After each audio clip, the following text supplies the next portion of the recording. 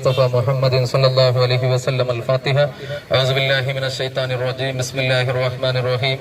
الحمد لله رب العالمين الرحمن الرحيم مالك يوم الدين.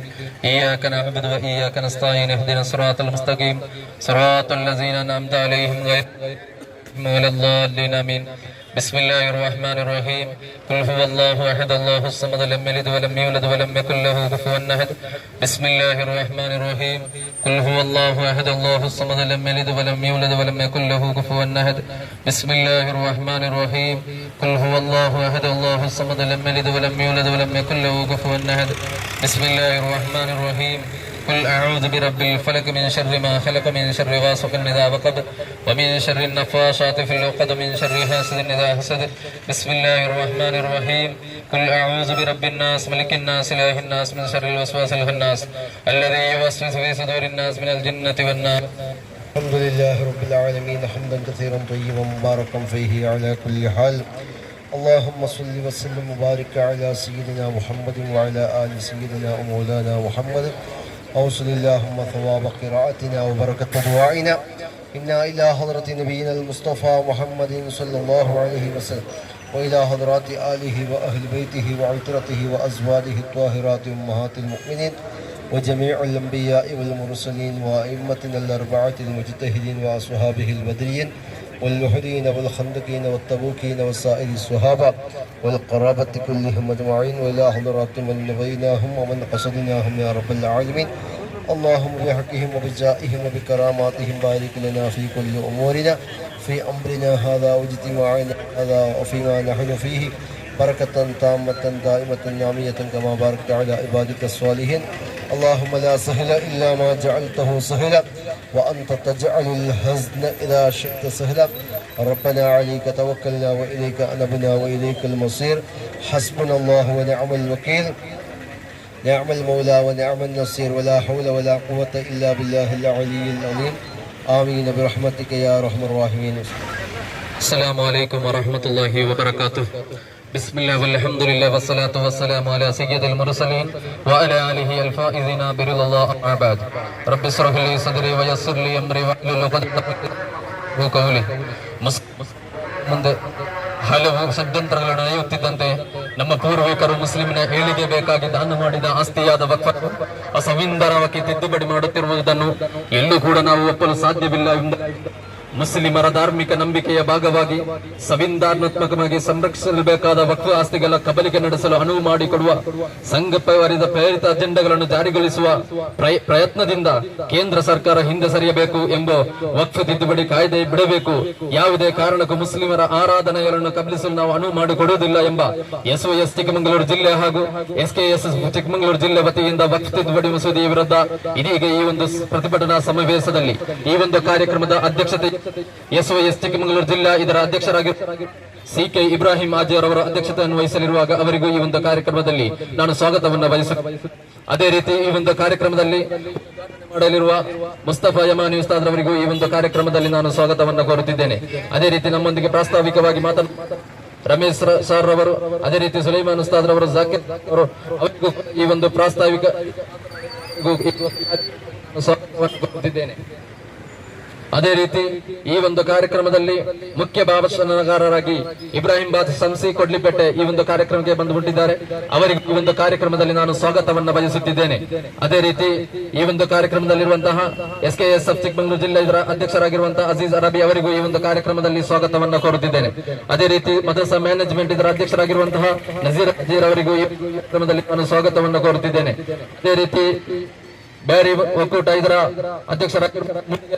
ಅಧ್ಯಕ್ಷರಾಗಿರುವಂತಹ BH Mohammed ಅವರಿಗೂ ಈ ಒಂದು ಕಾರ್ಯಕ್ರಮದಲ್ಲಿ ನಾನು ಸ್ವಾಗತವನ್ನು ಕೋರುತ್ತಿದ್ದೇನೆ. ಅದೇ ರೀತಿ ಪತ್ರಕರ್ತರಾಗಿರುವಂತಹ ಅಬ್ಬಾಸ್ ಕಿರ್ಗುಂದ ಅವರಿಗೂ ಈ ಒಂದು ಕಾರ್ಯಕ್ರಮದಲ್ಲಿ ನಾನು ಸ್ವಾಗತವನ್ನು ಕೋರುತ್ತಿದ್ದೇನೆ. ಅದೇ ರೀತಿ ಮೊಹಮ್ಮದ್ ಆದಿ ಹಿರಬೇಲ್ ಅವರಿಗೂ ಈ ಒಂದು ಕಾರ್ಯಕ್ರಮದಲ್ಲಿ ನಾನು ಸ್ವಾಗತವನ್ನು ಕೋರುತ್ತಿದ್ದೇನೆ. ಅದೇ ರೀತಿ ಸಂಯುಕ್ತ ಜಮಾತ್ ಇದರ ಕಾರ್ಯದರ್ಶಿಯು, ಅದೇ ರೀತಿ SOS ಕಾರ್ಯಕರ್ತರಾಗಿರುವಂತಹ ನಮ್ಮ ಅಯ್ಯೂಬ್ ಹಾಜಿರ್ ಅವರಿಗೂ ಈ ಒಂದು ಕಾರ್ಯಕ್ರಮದಲ್ಲಿ ನಾನು ಸ್ವಾಗತವನ್ನು ಕೋರುತ್ತಿದ್ದೇನೆ. ಅದೇ ರೀತಿ ಇಬ್ರಾಹಿಂ ಹಾಜಿ ಹಿರಬೇಲ್ ಅವರಿಗೂ ಈ ಒಂದು ಕಾರ್ಯಕ್ರಮದಲ್ಲಿ ಸ್ವಾಗತವನ್ನು ಕೋರುತ್ತಿದ್ದೇನೆ. ಅದೇ ರೀತಿ ವಾಹಿದ್ ಮೂಡಿಗೆರೆ SKSF ಚಿಕ್ಕಮಗಳೂರು ಜಿಲ್ಲೆ ಅವರಿಗೂ ಈ ಒಂದು ಕಾರ್ಯಕ್ರಮದಲ್ಲಿ ಸ್ವಾಗತವನ್ನು ಕೋರುತ್ತಿದ್ದೇನೆ. ಅದೇ ರೀತಿ ಮುಸ್ತಕ್ ಬಿಲಗುಳ ಅವರಿಗೂ ಈ ಒಂದು ಕಾರ್ಯಕ್ರಮದಲ್ಲಿ ಸ್ವಾಗತವನ್ನು ಕೋರುತ್ತಿದ್ದೇನೆ. ಅದೇ ರೀತಿ ಸಮಾಜ ಹೋರಾಟಗಾರರಾಗಿರುವ ಅಲ್ತುಫ್ ಬಿಲಗುಳ ಅವರಿಗೂ ಸ್ವಾಗತವನ್ನು ಕೋರುತ್ತಿದ್ದೇನೆ. ಅದೇ ರೀತಿ SKSF ನ ಎಲ್ಲ ಅದೇ ರೀತಿ ತಾಲೂಕು SKSF ನ ಅಧ್ಯಕ್ಷರಾಗಿರುವಂತಹ ಸಲಾಂ ರವರಿಗೂ ಈ ಒಂದು ಕಾರ್ಯಕ್ರಮದಲ್ಲಿ ನಾನು ಸ್ವಾಗತವನ್ನು ಕೋರುತ್ತಿದ್ದೇನೆ. ಅದೇ ರೀತಿ ಹಮೀದ್ ಸಬಿನ್ ಅಲೀರ್ ಸರ್ ಅವರಿಗೂ ಈ ಒಂದು ಕಾರ್ಯಕ್ರಮದಲ್ಲಿ ನಾನು ಸ್ವಾಗತವನ್ನು ಕೋರುತ್ತಿದ್ದೇನೆ. ಬಂದ ಎಲ್ಲ ಉಮ್ಮರ ಅದೇ ರೀತಿ SKSF ಜಿಲ್ಲಾ ಸಮೀಮ್ ಉದ್ದವಿ ಅವರಿಗೂ ಸ್ವಾಗತವನ್ನು ಕೋರುತ್ತಿದ್ದೇನೆ. ಅದೇ ರೀತಿ ನಮ್ಮೆಲ್ಲ ಪತ್ರಕರ್ತರಿಗೂ ಅದೇ ರೀತಿ ಪೊಲೀಸ್ ಸಿಬ್ಬಂದಿ ವರ್ಗದವರಿಗೂ ಈ ಒಂದು ಕಾರ್ಯಕ್ರಮದಲ್ಲಿ ಸ್ವಾಗತವನ್ನು ಕೋರುತ್ತಾ ಈ ಒಂದು ಕಾರ್ಯಕ್ರಮದ ಉದ್ಘಾಟನೆಯನ್ನು ಮಾಡಲು ನಮ್ಮ ಜಿಲ್ಲಾ ಜಮಿಯತುಲ್ ಮುಅಲ್ಲಿಮೀನ್ ಇದರ ಅಧ್ಯಕ್ಷರಾಗಿರುವಂತಹ ಮುಸ್ತಫಾ ಯಮಾನಿ ಉಸ್ತಾದರನ್ನು ಬರಮಾಡಿಕೊಳ್ಳುತ್ತಲಿದ್ದೇನೆ.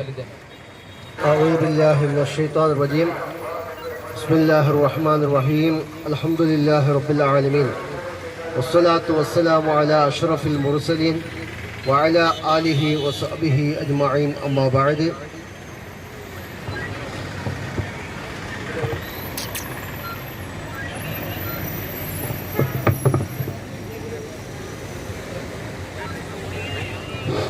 ഇവിടെ ഒരുമിച്ച് കൂടിയ പ്രിയപ്പെട്ട ഉലമാക്കളെ, ഉമറാക്കളെ, SYS ചിക്കമംഗളൂർ ജില്ല, അതുപോലെ SKSF ചിക്കമംഗളൂർ ജില്ല ഇതിൻ്റെ ആഭിമുഖ്യത്തിൽ വഖഫ് തിദ്ദുപടി മസൂദ് ഇതിൻ്റെ വിരുദ്ധമായി പ്രതിഭട്ടന നടക്കുകയാണ്. ആ യോഗത്തിലാണ് നാം എല്ലാവരും ഒരുമിച്ച് കൂടിയത്. അല്ലാഹു തആല ഇത് വിജയിപ്പിക്കട്ടെ. പ്രിയപ്പെട്ട മുഅ്മിനീങ്ങളെ, വഖഫ് സ്വത്ത് എന്നുള്ളത് അത് അള്ളാഹുവിലേക്ക് നമ്മൾ ഏൽപ്പിച്ച സ്വത്താണ്. വഖഫ് സ്വത്തിന്റെ അധികാരം അള്ളാഹുവിനിക്കല്ലാതെ മറ്റൊരാൾക്കും അതിനെ കൈകാര്യം ചെയ്യാനോ അതിനെ വിൽക്കാനുള്ള അധികാരം ആർക്കും അള്ളാഹു നൽകിയിട്ടില്ല എന്നുള്ളതാണ് ഒരു മുസ്ലിമായ മനുഷ്യന്റെ വിശ്വാസം. ഈ വഖഫ് നിയമം, വഖഫ് സ്വത്ത് ഇന്ത്യയിൽ 9.4 ലക്ഷം ഏക്കർ സ്ഥലം മുസ്ലിമീങ്ങൾക്ക് വഖഫ് സ്വത്തായിട്ടുണ്ട്. ഇന്ത്യയുടെ റെയിൽവേ ഭൂമി കഴിഞ്ഞാൽ, അതുപോലെ ഇന്ത്യയുടെ ആർമിയുടെ ഭൂമി കഴിഞ്ഞാൽ മൂന്നാമത്തെ സ്ഥാനത്ത് നിൽക്കുന്നതാണ് മുസ്ലിമീങ്ങളുടെ വഖഫ് സ്വത്ത് സ്ഥലം. വളരെ വിശാലമാണ്. അതിലേക്ക് ഗവൺമെന്റ് നിയമിച്ചതായ റേറ്റ് എന്ന് പറഞ്ഞാൽ 1.25 ലക്ഷം കോടിയാണ് അതിലേക്ക് ഗവൺമെന്റ് വില കൽപ്പിച്ചിട്ടുള്ളത്. ഇത്രയും വലിയ സ്വത്ത് ഈ മുസ്ലിമീങ്ങൾക്ക് ആരും ദാനമായി നൽകിയതല്ല. കേന്ദ്ര ഗവൺമെന്റോ അല്ലെങ്കിൽ വേറെ ഏതെങ്കിലും ഒരു സർക്കാർ നൽകിയതല്ല. ഇത് ഇവിടെ ഉള്ളതായ മുസ്ലിമീങ്ങളുടെ വളരെയേറെ പണക്കാർ അള്ളാഹുവിന് വേണ്ടി അവർ ദാനം ചെയ്ത് വഖഫ് ചെയ്ത സ്വത്താണ്, അല്ലാതെ ആരും ഫ്രീ ആയിട്ട് തന്ന സ്വത്തല്ല. ഈ വഖഫിനെ ഗവൺമെന്റ് നിയന്ത്രണത്തിൽ കൊണ്ടുവരണമെന്ന ഉദ്ദേശത്തിൽ 2024 ആഗസ്റ്റിൽ നമ്മുടെ പാർലമെന്റിൽ വെച്ച് പുതിയ വഖഫ് തിദ്ദുപടി മസൂദ് അത് അവതരിപ്പിക്കുകയുണ്ടായി. അതിന് വിരുദ്ധമായി വളരെയേറെ പ്രതിഭട്ടനകൾ ഇവിടെ നടന്നപ്പോൾ കേന്ദ്ര സർക്കാർ ജന്റി സംസദീയ സമിതിയിലേക്ക് അതിനെ ഏൽപ്പിക്കുകയാണ്. അങ്ങനെ അതിലേക്ക് ഏൽപ്പിച്ച് വിരോധപക്ഷത്തിന്റെ പ്രമുഖരായ ധാരാളം പ്രതിനിധികൾ അവിടെ പോയി പല സലഹകൾ കൊടുത്ത് പല തിദ്ദുപടികൾ നടത്തണമെന്ന് പറഞ്ഞപ്പോൾ അതൊന്നും കണക്കിലെടുക്കാതെ കേന്ദ്ര ഗവൺമെന്റ് പുതിയതായ ഒരു അപായമുള്ളതായ ചില കാനൂനുകൾ അതിൽ കൊണ്ടുവന്നിരിക്കുകയാണ്. 6 മാസത്തിന്റെ ഉള്ളിൽ ഓരോ വഖഫ് സ്വത്തിന്റെ റെക്കോർഡ്സ് ഗവൺമെന്റിലേക്ക് അറിയിക്കണം. അറിയിച്ചില്ല എങ്കിൽ അതും പത്രമുഖാന്തരം അറിയിക്കണം, ലെറ്റർ മുഖാന്തരം അറിയിക്കണം, ആധാര മുഖാന്തരം അറിയിക്കണം.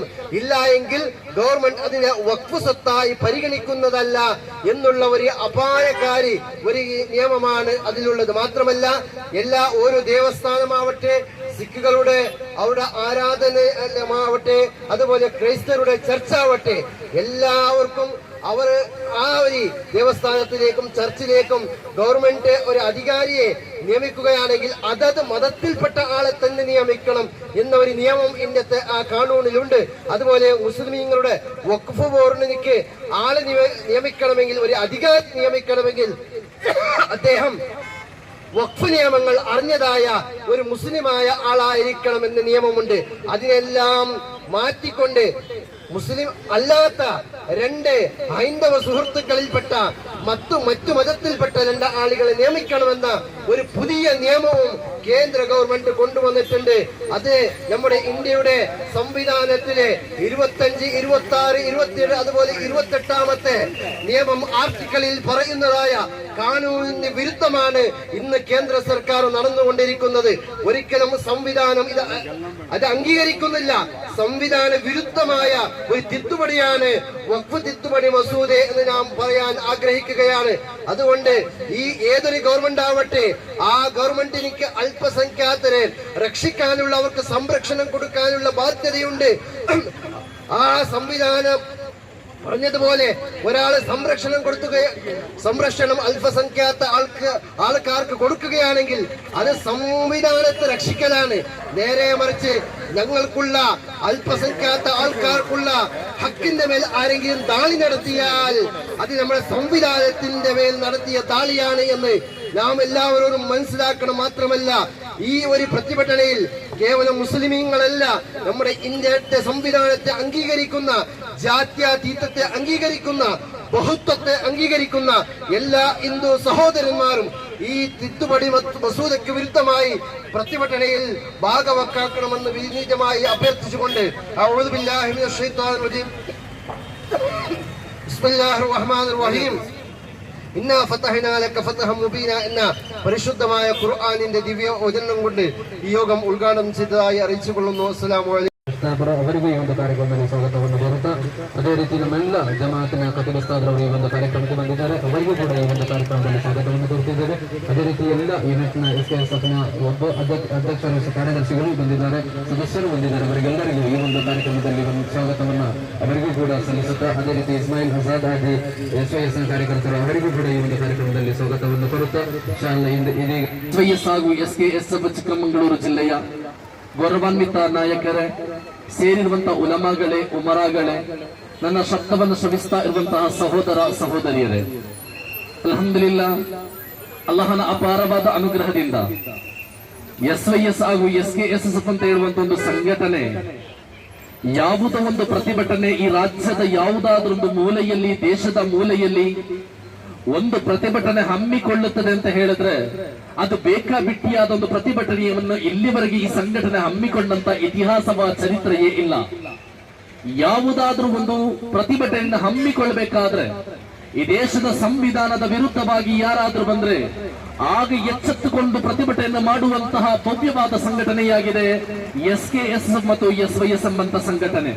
ಮಾತ್ರವಲ್ಲ, ಮುಸ್ಲಿಂ ಧರ್ಮದ ಆಚರಣೆಗಳಿಗೆಯೋ, ಭಾವನೆಗಳಿಗೆಯೋ, ಅದರ ಆಚರಣೆ ವಿಚಾರಗಳಿಗೆಯೋ ಯಾವುದೇ ರೀತಿ ಧಕ್ಕೆ ಬಂದರೂ ಕೂಡ ಆ ಸಂದರ್ಭದಲ್ಲಿ ಎಚ್ಚೆತ್ತುಕೊಂಡು ಅದರ ಪರವಾಗಿ ನಿಂತುಕೊಂಡು ಪ್ರಬಲವಾದ ರೀತಿಯಲ್ಲಿ ಕಾನೂನುಬದ್ಧವಾಗಿ ಈ ದೇಶದ ಸಂವಿಧಾನವನ್ನ, ಈ ದೇಶದ ಸಂಸ್ಕೃತಿಯನ್ನ, ಈ ದೇಶದ ಆಶಾಭಾವನೆಯನ್ನ, ಇಲ್ಲಿರುವ ಕಾನೂನುಗಳನ್ನ ಎಲ್ಲವನ್ನ ಭದ್ರವಾಗಿ ಅರ್ಥ ಮಾಡಿಕೊಂಡು ಅದಕ್ಕೆಲ್ಲವನ್ನ ಗೌರವ ಇಟ್ಟುಕೊಂಡು ಬಹಳ ಸ್ಪಷ್ಟವಾಗಿ ಮಾಡುವ ಪ್ರತಿಭಟನೆಗಳಾಗೈತೆ SKS ಮತ್ತು SYS ಗಳು ಹಮ್ಮಿಕೊಳ್ತಾ ಇರೋದು. ಇವತ್ತು ನೀವು ನೋಡಿ, ವಕ್ಫ್ ಬಿಲ್ ಎಂಬಂತ ಒಂದು ವಿಚಾರ ಬಂದಂತ ಸಂದರ್ಭದಲ್ಲಿ ಸಾಮಾಜಿಕವಾದಂತ ವಿಚಾರಧಾರೆಗಳನ್ನು ತೆಗೆದುಕೊಳ್ಳುವಾಗ ಕೇವಲ ಒಂದು ಧರ್ಮದ ಆಚಾರ ವಿಚಾರಗಳಿಗೆ ಮಾತ್ರ ಟಾರ್ಗೆಟ್ ಮಾಡುವಾಗ, ಕೇವಲ ಒಂದು ಧರ್ಮದ ವಿಚಾರಗಳಿಗೆ ಮಾತ್ರ ಕೈ ಎತ್ತುವಂತ ಸಂದರ್ಭದಲ್ಲಿ ಖಂಡಿತವಾಗಿಯೂ ಅದು ಅಲ್ಲ, ನೈಜವಾಗಿ ಬೇಕಾದ ರೀತಿ ಹೀಗೆ ಅಂತ ಹೇಳಿಕೊಡುವ ಸಲುವಾಗಿ ವಕ್ಫ್ನ ಮಸೂದೆಯ ವಿರುದ್ಧ ಈ ಪ್ರತಿಭಟನೆ ನಾವು ಹಮ್ಮಿಕೊಂಡಿದ್ದೇವೆ. ನಮಗೆ ಈ ದೇಶದ ರಾಜಕೀಯ ವಿಚಾರಗಳಲ್ಲಿ ಕೈ ಹಾಕ್ಲಿಕ್ಕೆ ಅವಕಾಶವಿಲ್ಲ, ನಾವು ಅದನ್ನು ಹಾಕುವುದಕ್ಕೆ ಹೋಗುವುದೂ ಇಲ್ಲ. ಕಾರಣ ಯಾಕೆ ಅಂತ ಕೇಳಿದ್ರೆ SKSF ಆಗಲಿ ಅಥವಾ SYS ಆಗಲಿ ಈ ಸಂಘಟನೆಗಳು ಯಾವುದೇ ರಾಜಕೀಯ ಪಾರ್ಟಿಗಳಲ್ಲ. ಬದಲಾಗಿ ಧಾರ್ಮಿಕ ಆಚಾರ ವಿಚಾರಗಳನ್ನೊಳಗೊಂಡು ಅವರ ಧಾರ್ಮಿಕ ಆಚಾರ ವಿಚಾರ ಹೇಳಿಕೊಡುವಂತಹ ನೈಜವಾದ ಸಂಘ ಶಕ್ತಿಗಳಾಗಿದೆ SKSF ಮತ್ತು SYS.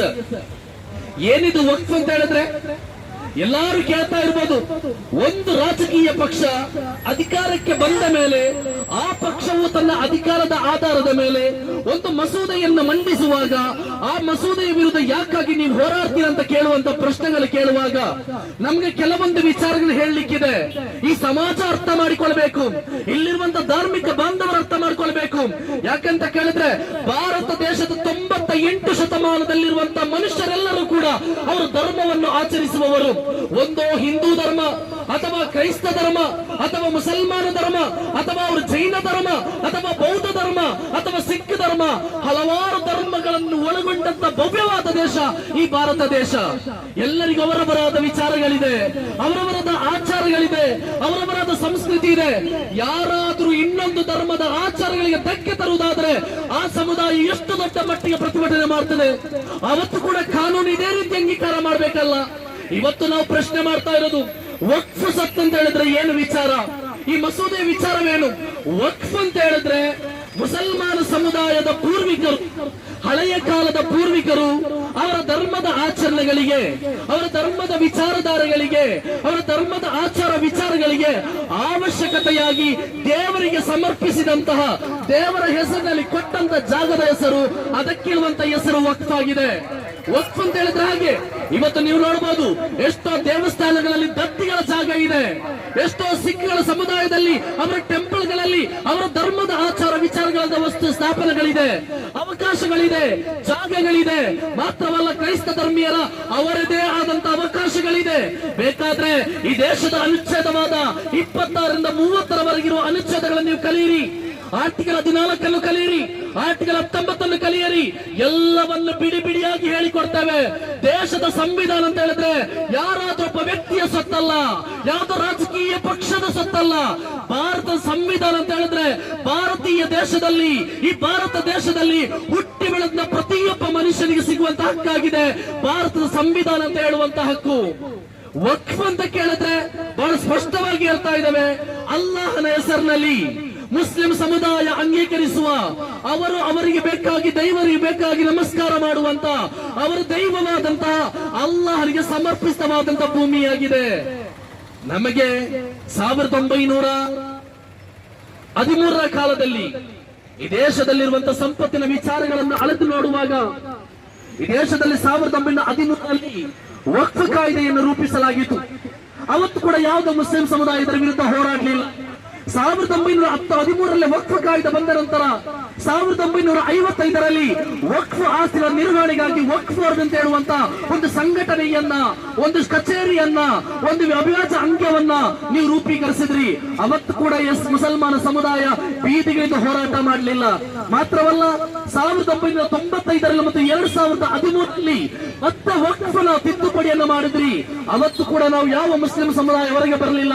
ಯಾಕೆಂತ ಕೇಳಿದ್ರೆ ವಕ್ಫ್ನ ಆಸ್ತಿಯನ್ನ ಯಾವುದೇ ರೀತಿ ಕಬಳಿಕೆಯಾಗದಂತೆ, ವಕ್ಫ್ನ ಆಸ್ತಿಯ ಮುಖಾಂತರವಾಗಿ ಆ ಧರ್ಮವನ್ನು ಕಾಪಾಡುವಂತ ಪ್ರಯತ್ನ ಈ ದೇಶದ ಸಂವಿಧಾನ, ಈ ದೇಶದ ಕಾನೂನು, ಈ ದೇಶದ ಸರ್ಕಾರಗಳು ಅವತ್ತಿಂದ ಇವತ್ತಿನವರೆಗೆ ನಮಗೆ ಅವಕಾಶ ಮಾಡಿಕೊಟ್ಟಿದ್ದು. ಆದರೆ 2023ರಲ್ಲಿ ಒಂದು ಮಸೂದೆಯನ್ನು ಹೊರತರ್ತದೆ ಕೇಂದ್ರ ಸರ್ಕಾರ. ನನಗೆ ಗೊತ್ತಿಲ್ಲ ಕೇಂದ್ರ ಸರ್ಕಾರಕ್ಕೆ ಯಾವ ಧರ್ಮದ ಮೇಲೆ ಕೋಪವೋ ಅಥವಾ ಧಾರ್ಮಿಕ ವಿಚಾರದ ಮೇಲೆ ಕೋಪವೋ ನನಗೆ ತಿಳಿತಾ ಇಲ್ಲ. ನಾವು SKS ಮತ್ತು SYS ಈ ಸಂಘಟನೆಗಳು ಹೇಳ್ತಾ ಇದ್ದೇವೆ, ನೀವು ವಕ್ಫ್ನ ಆಸ್ತಿಗೆ ಮಾತ್ರ ಕಣ್ಣಾಗ್ತಾ ಇದ್ದೀರಿ.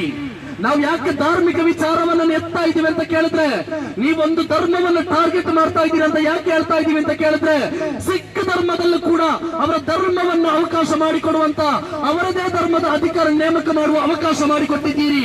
ಹಿಂದೂ ಧರ್ಮದ ದೇವಸ್ಥಾನಗಳಿಗೆ, ಅವರ ದತ್ತಿಗಳಿಗೆ, ಅದರ ನಿರ್ವಹಣೆಗೆ ಅದರದೇ ಆದಂತಹ ಹಿಂದೂ ಸಮುದಾಯದ ವ್ಯಕ್ತಿಗಳನ್ನ ನೀವು ಅವಕಾಶ ಮಾಡಿಕೊಟ್ಟಿದ್ದೀರಿ. ಅದೇ 2023ರ ವಕ್ಫ್ ತಿದ್ದುಪಡಿಯಲ್ಲಿ ನೀವು ಮಾಡ್ತಾ ಇರುವಂತಹ ತಪ್ಪುಗಳೇನು ಅಂತ ಕೇಳಿದ್ರೆ, ಈ ದೇಶದಲ್ಲಿರುವಂತ ಮುಸ್ಲಿಂ ಸಮುದಾಯದ ವಕ್ಫ್ನ ನಿರ್ವಹಣೆಗೆ ಯಾವುದೋ ಇನ್ನಿತರ ಧರ್ಮದ ವ್ಯಕ್ತಿಗಳನ್ನು ತೆಗೆದುಕೊಂಡು ಬಂದು ಅವರನ್ನ ಟ್ರಿಬ್ಯುನಲ್ ಸೇರಿಸ್ತಾ ಇರೋದು ಯಾವ ಕಾರಣಕ್ಕೆ ಅಂತ ನೀವು ಸಮಾಜಕ್ಕೆ ತಿಳಿಸ್ಕೊಳ್ಬೇಕಾಗಿದೆ. ನಾವು ಹೇಳ್ತಾ ಇರೋದು ವಕ್ಫ್ ಟ್ರಿಬ್ಯುನಲ್ ಅಂತ ಹೇಳುವಾಗ ಅದು ಮುಸ್ಲಿಂ ಸಮುದಾಯಕ್ಕೆ ಸಂಬಂಧಪಟ್ಟದ್ದು. ಇವತ್ತು ತುಂಬಾ ಮಾಧ್ಯಮದಲ್ಲಿ ಚರ್ಚೆ ಆಗ್ತದೆ, ಮುಸ್ಲಿಂ ಸಮಾಜ ಯಾಕೆ 5 ವಕ್ತ ನಮಾಜ್ ಮಾಡಬೇಕು ಅಂತ ಕೇಳುವವರಿದ್ದಾರೆ, ಯಾಕೆ ಅಜಾನ್ ಕೊಡ್ಬೇಕು ಅಂತ ಕೇಳ್ತಾ ಇದ್ದಾರೆ. ನಾವು ಹೇಳ್ತಾ ಇದೀವಿ, ನಿಜವಾಗ್ಲೂ ಮಾಧ್ಯಮದಲ್ಲಿ ಕುಳಿತುಕೊಂಡು ಪ್ರಶ್ನೆ ಮಾಡುವವನಿಗೆ ಗೊತ್ತಿಲ್ಲ ಆ ಧರ್ಮದ ಆಚಾರ ಏನು ಅಂತ. ನೀವು ಯಾವುದೋ ಒಂದು ಪ್ರಶ್ನೆ ಮಾಡುವಾಗ, ಯಾವುದೊಂದು ಕಾನೂನು ತರುವಾಗ ಆ ಧರ್ಮವನ್ನು ಅರಿತವರನ್ನು ಹಿಡಿದುಕೊಂಡು, ಆ ಧರ್ಮದ ವಿಚಾರವನ್ನು ಕಲಿತವರನ್ನು ತೆಗೆದುಕೊಂಡು ಬಂದು ಅವರನ್ನು ಸೇರಿಸಿಕೊಂಡು ನೀವು ಮಾತಾಡಬೇಕು. ಇಲ್ಲಿ ಭಜನೆಗಳು ನಡೀತದೆ, ಯಾರು ಕೂಡ ವಿರೋಧ ಮಾಡೋದಿಲ್ಲ.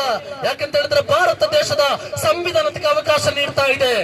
ಅದೇ ರೀತಿ ಎಲ್ಲಾ ಕಾನೂನುಗಳ ವ್ಯವಸ್ಥೆಗಳಿಗೆ ಎಲ್ಲಾ ಧರ್ಮದ ಹಕ್ಕುಗಳನ್ನ ಅವಕಾಶಗಳನ್ನ ಈ ದೇಶ ನೀಡ್ತಾ ಇದೆ. ಅವರ ಹಕ್ಕುಗಳನ್ನು ಅನುಭವಿಸಲಿಕ್ಕೆ, ಅವರ ಹಕ್ಕುಗಳನ್ನ ಮಾಡ್ಲಿಕ್ಕೆ, ಅವರ ಹಕ್ಕುಗಳಂತ ಬದುಕಲಿಕ್ಕೆ ಈ ದೇಶ ಅವಕಾಶ ನೀಡ್ತಾ ಇದೆ.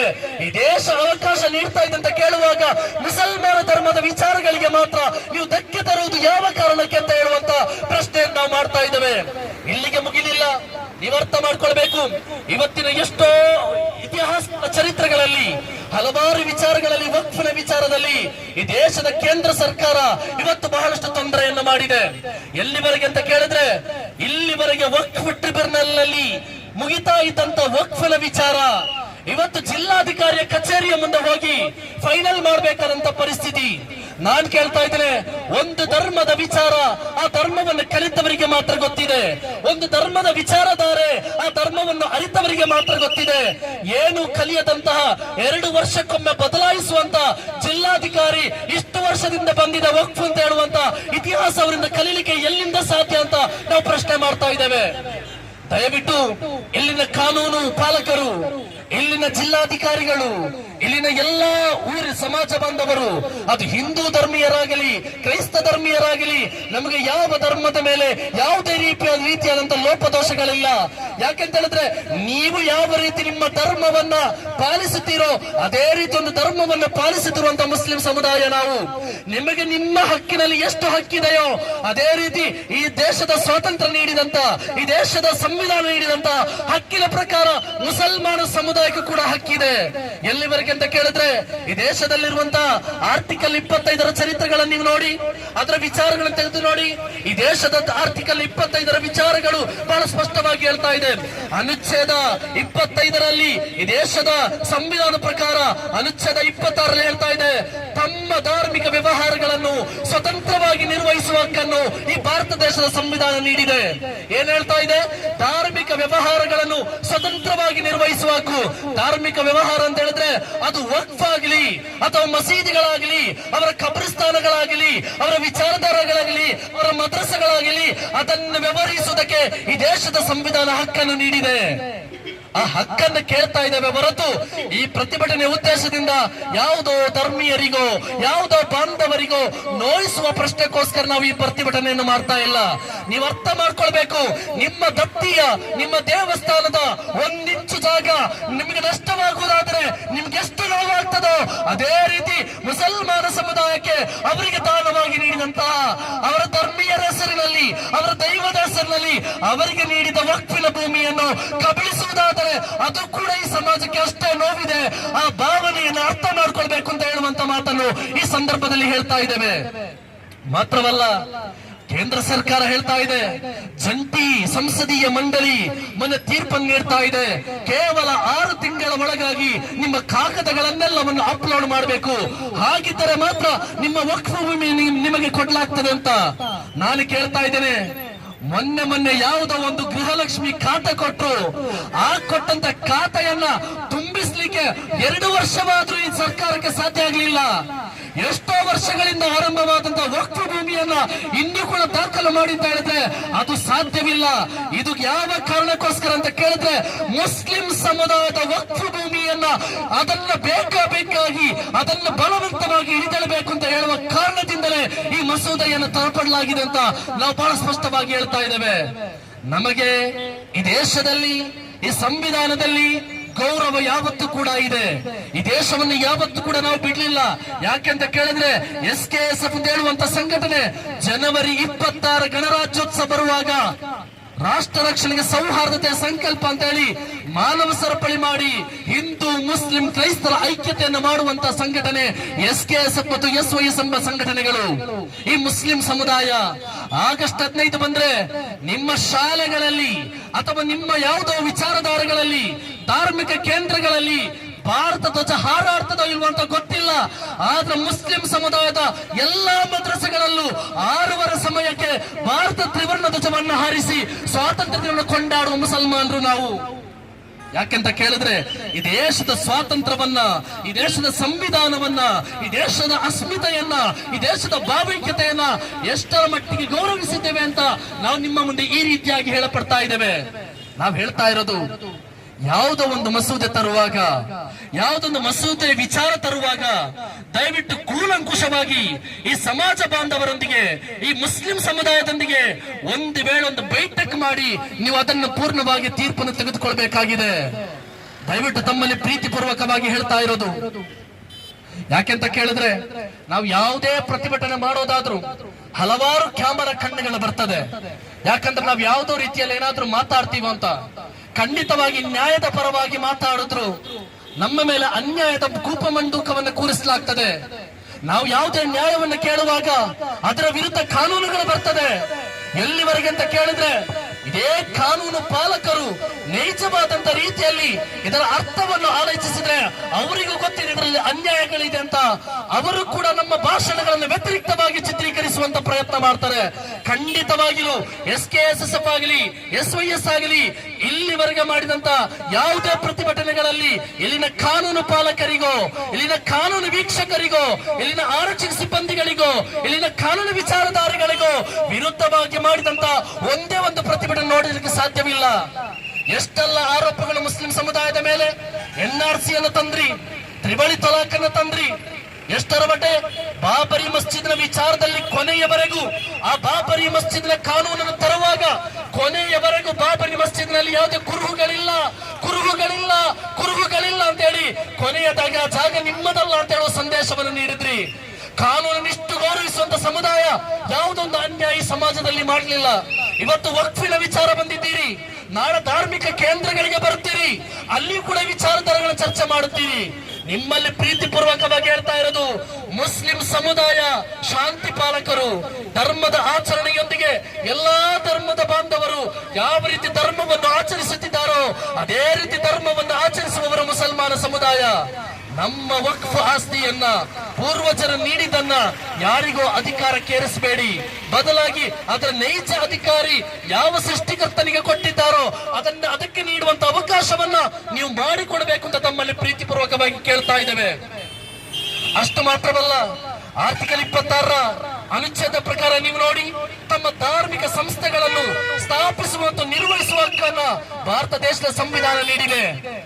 ವಕ್ಫ್ ಸತ್ತು ಅಂತ ಹೇಳಿದ್ರೆ ಯಾರೋ ಬೇಕಾಬಿಟ್ಟಿಯಾಗಿ ಮುಸ್ಲಿಂ ಸಮುದಾಯಕ್ಕೆ ಯಾರಿಗೋ ಬೇಕಾಗಿ ಖುಷಿ ಪಡಿಸಲಿಕ್ಕೆ ಯಾರೋ ದಾನ ನೀಡಿದ ಯಾರಪ್ಪನ ಸತ್ತಲ್ಲ. ಮಾತ್ರವಲ್ಲ, ವಕ್ಫ್ ಸತ್ತು ಅಂತ ಹೇಳೋದು ಯಾರೋ ಬಂದು ನಾವು MLAಗಳನ್ನ MP ಗಳನ್ನ ಕರೆತಂದು ಅವರ ಮುಖಾಂತರವಾಗಿ ದಾನ ಮಾಡಿಸಿಕೊಂಡಂತ ಜಾಗವಲ್ಲ. ಅಥವಾ ಯಾವುದೋ ಒಬ್ಬ ದೊಡ್ಡ ವ್ಯಕ್ತಿತ್ವ ಅವನು ಯಾವುದಾದ್ರೂ ದೊಡ್ಡ ಜಾಗವನ್ನ ಮುಸ್ಲಿಂ ಸಮುದಾಯಕ್ಕೆ ಕೊಟ್ರೆ ಐಕ್ಯತೆ ಆಗ್ತದೆ ಅಂತ ಹೇಳಿ ಕೊಟ್ಟಂತ ಜಾಗಗಳಲ್ಲ. ಬದಲಾಗಿ ವಕ್ಫ್ ಅಂತ ಹೇಳುವಂತಹ ವಿಚಾರ ಈ ಸಮಾಜದ ಹಿರಿಯರು, ಪೂರ್ವಜರು ಈ ಧರ್ಮಕ್ಕೆ ಏನಾದ್ರೂ ಒಳಿತಾಗ್ಲಿ, ಅವರ ಸ್ಥಾಪನೆಗಳಿಗೆ ಒಳಿತಾಗ್ಲಿ, ಸಂವಿಧಾನ ಬದ್ಧವಾಗಿ ಅವರ ಧಾರ್ಮಿಕ ಆಚರಣೆಗಳಿಗೆ, ವ್ಯವಸ್ಥೆಗಳಿಗೆ ಕೊಟ್ಟಂತ ಒಂದು ವ್ಯವಸ್ಥಿತವಾಗಿದೆ ಈ ವಕ್ಫ್ ಸತ್ತು ಅಂತ ಹೇಳೋದು. ಅದನ್ನು ಸಂರಕ್ಷಿಸಿಕೊಡಿ ಅಂತ ಕೇಳ್ತಾ ಇದ್ದೇವೆ, ಅದನ್ನು ಸಂರಕ್ಷಣೆ ಮಾಡ್ಲಿಕ್ಕೆ ಕೇಳ್ತಾ ಇದ್ದೇವೆ, ಅದನ್ನು ಕಸಿದುಕೊಳ್ಳಲಿಕ್ಕೆ ಕೇಳ್ತಾ ಇಲ್ಲ ನಾವು. ಆದ್ರಿಂದ ಈ ದೇಶದ ಸಂವಿಧಾನದ ನಿಯಮ ಪ್ರಕಾರ ನೀವೊಮ್ಮೆ ನೋಡಿ, ಹಿಂದೂ ದೇವಸ್ಥಾನಗಳು, ಮುಸ್ಲಿಂ ಮಸೀದಿಗಳು, ಕ್ರೈಸ್ತ ಚರ್ಚ್ಗಳು, ಸಿಖ್ ಗುರುದ್ವಾರಗಳು ಇತ್ಯಾದಿ ತಮ್ಮ ಆಚರಣೆಗಳು, ಆಡಳಿತ ಮತ್ತು ಆಸ್ತಿ ನಿರ್ವಹಣೆಯನ್ನು ಸ್ವತಂತ್ರವಾಗಿ ಮಾಡ್ತಾ ಇದೆ. ಆದ್ರೆ ಸಿಖ್ನ ಗುರುದ್ವಾರಕ್ಕೆ ಯಾವುದೇ ರೀತಿಯ ಆಕ್ಷೇಪಣೆಗಳಿಲ್ಲ. ಹಿಂದೂ ಧರ್ಮದ ದೇವಸ್ಥಾನದ ವಿಚಾರಗಳಿಗೂ ದತ್ತಿಗಳಿಗೂ ಯಾವುದೇ ಆಕ್ಷೇಪಣೆಗಳಿಲ್ಲ. ಎಷ್ಟೋ ಮಠಗಳಿದೆ, ಎಷ್ಟೋ ಚಿರಾಸ್ತಿ ಇದೆ, ಎಷ್ಟೋ ಸ್ಥಿರಾಸ್ತಿ ಇದೆ, ಅಲ್ಲಿ ಯಾವುದು ಕೂಡ ಕಾನೂನು ಉಲ್ಲಂಘನೆ ಇಲ್ಲ. ಆದ್ರೆ ಮುಸ್ಲಿಂ ಸಮುದಾಯದ ಅವರ ವಿಚಾರಗಳಿಗೆ ಮಾತ್ರ ಮಾಡುವಾಗ ನಮಗೆ ನೋವಿದೆ. ನಾವು ಹಿಂದೂ ಧರ್ಮದ ದೇವಸ್ಥಾನಗಳದ ಅಥವಾ ಮಠಗಳಿದು ಆಸ್ತಿಯನ್ನು ಕಬಳಿಸಿ ಅಂತ ಕೇಳ್ತಾ ಇಲ್ಲ. ಅದು ಅವರ ಹಕ್ಕು, ಅದು ಅವರಿಗೆ ಕೊಡಿ. ಮಾತ್ರವಲ್ಲ, ಸಿಖ್ಖರದು ಅದು ಅವರಿಗೆ ಕೊಡಿ, ಕ್ರೈಸ್ತರದು ಅದು ಕೂಡ ಅವರಿಗೆ ಕೊಡಿ.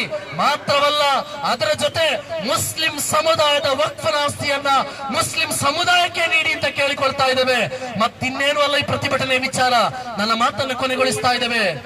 ಈ ಒಂದು ಪ್ರತಿಭಟನೆಯ ಮೈನ್ ಆದಂತಹ ಮುಖ್ಯವಾದಂತಹ ಉದ್ದೇಶ ಏನು ಅಂತ ಕೇಳಿದ್ರೆ, ಈ ದೇಶವನ್ನ ಎಲ್ಲರೂ ಹೇಳ್ತಾರೆ, ಸ್ವಾತಂತ್ರ್ಯ ದಿನದ 15ನೇ ಭಾಷಣದಲ್ಲಿ ಕೂಡ ಹೇಳ್ತಾರೆ, ಈ ದೇಶ ಸ್ವಾತಂತ್ರ್ಯ ಭಾರತ, ಸೌಹಾರ್ದತೆಯ ಭಾರತ, ವಿವಿಧದಲ್ಲಿ ಏಕತೆಯನ್ನು ಸಾಧಿಸಿದ ಭಾರತ.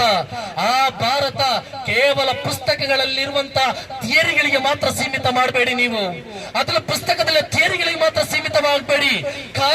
ಕಾನೂನಾಗಿ ತೆಗೆದುಕೊಳ್ಳಿ, ನಿಯಮವನ್ನು ನಿಯಮವಾಗಿ ಮಾಡಿಕೊಳ್ಳಿ. ಕೇಂದ್ರ ಸರ್ಕಾರವಿರಲಿ, ರಾಜ್ಯ ಸರ್ಕಾರವಿರಲಿ, ಇವತ್ತು ರಾಜ್ಯ ಸರ್ಕಾರದ ವಿಚಾರಗಳಲ್ಲಿ ಕೂಡ ನಮಗೆ ನೋವಿದೆ. ಯಾಕೆಂತ ಕೇಳಿದ್ರೆ, ಮುಸ್ಲಿಂ ಸಮುದಾಯದ ಓಟನ್ನು ಪಡೆದು, ಮುಸ್ಲಿಂ ಸಮುದಾಯದ ಮತವನ್ನು ಪಡೆದು, ಮುಸ್ಲಿಂ ಸಮುದಾಯದ ವಿಚಾರಗಳಿಗೆ ಧಕ್ಕೆ ಬರದಂತೆ ನಾವು ನಿಲ್ಲುತ್ತೇವೆ ಅಂತ ಹೇಳಿದ ರಾಜ್ಯ ಸರ್ಕಾರ ಇವತ್ತು ಮುಸ್ಲಿಂ ಸಮುದಾಯದ ತೊಂದರೆಯಲ್ಲಿ ಸಿಲುಕಿದ ಸಂದರ್ಭ ಆ ವಿಚಾರವನ್ನು ವಿರೋಧಿಸಬಹುದು. ಎಷ್ಟೋ ರಾಜ್ಯಗಳು ವಕ್ಫ್ ಮಸೀದಿಯನ್ನು ವಿರೋಧಿಸಿದೆ, ಆದ್ರೂ ಕೂಡ ಕರ್ನಾಟಕ ಸರ್ಕಾರ ಇಲ್ಲಿವರೆಗೆ ಅದು ವಿರೋಧಿಸಿಲ್ಲ. ನಮ್ಮ ಮತವನ್ನೇ ಪಡೆದು ನಮಗೆ ದ್ರೋಹ ಬಗೆಯುವಾಗ ಇನ್ನು ಹಲವಾರು ಚುನಾವಣೆಗಳು ಬರ್ಲಿಕ್ಕಿದೆ, ಇನ್ನು ಹಲವಾರು ಚುನಾವಣೆಗಳು ಬರ್ಲಿಕ್ಕಿದೆ, ಇನ್ನು ಹಲವಾರು ಮತಗಳು ಹಾಕ್ಲಿಕ್ಕಿದೆ.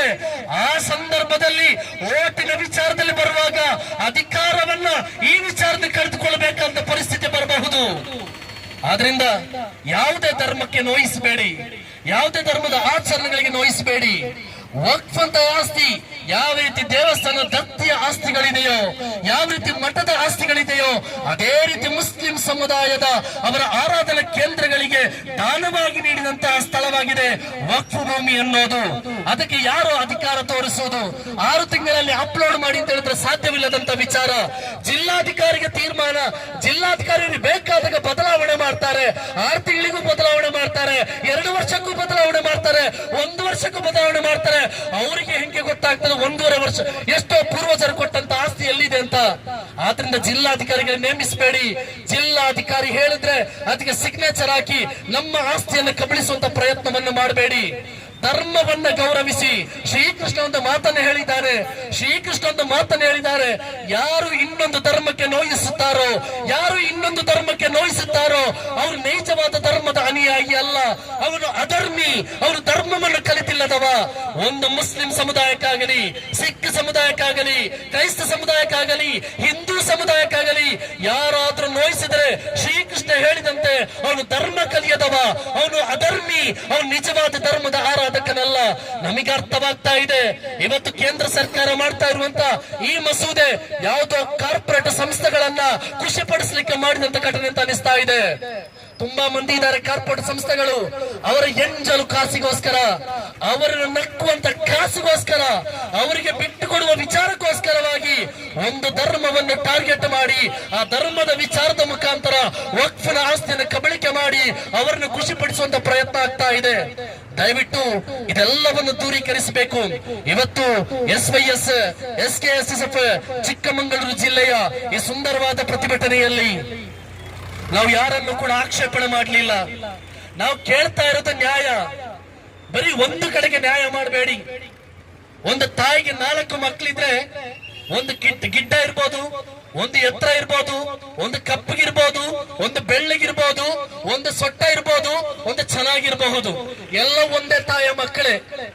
4 ಮಕ್ಕಳು ಯಾವ ರೀತಿ ಇದಾರೋ ಅದೇ ರೀತಿ ದೇಶದಲ್ಲಿ ಹಿಂದೂ, ಮುಸ್ಲಿಂ, ಕ್ರೈಸ್ತ, ಜೈನ, ಪಾರ್ಸಿ, ಸಿಖ್ ಎಲ್ಲರೂ ಕೂಡ ಒಂದೇ ತಾಯಿಯ ಮಕ್ಕಳೇ. ಒಬ್ಬರಿಗೊಂದು ನ್ಯಾಯ, ಇನ್ನೊಬ್ಬರಿಗೊಂದು ನ್ಯಾಯ ದೇಶದಲ್ಲಿ ಬೇಡ. ಈ ದೇಶ ಯಾವುದೊಂದು ಧರ್ಮದ ದೇಶವೂ ಅಲ್ಲ.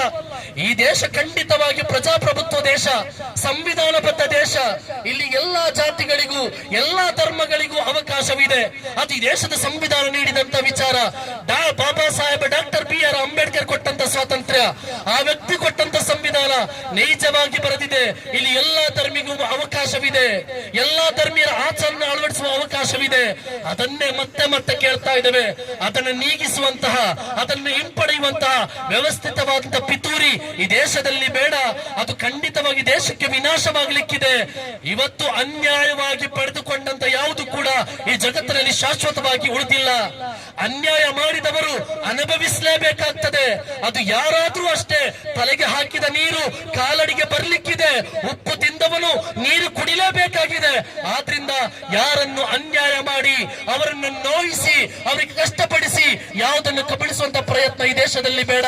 ರಾಜಕೀಯವನ್ನು ರಾಜಕೀಯವಾಗಿ ಮಾಡಿ, ರಾಜಕೀಯವನ್ನು ರಾಜಕೀಯವಾಗಿ ಮಾಡಿ, ಆಡಳಿತವನ್ನು ಆಡಳಿತವಾಗಿ ಮಾಡಿ, ಪಕ್ಷವನ್ನು ಪಕ್ಷವಾಗಿ ಮಾಡಿ ನಮಗೆ ಯಾವುದೇ ರೀತಿ ನೋವಿಲ್ಲ.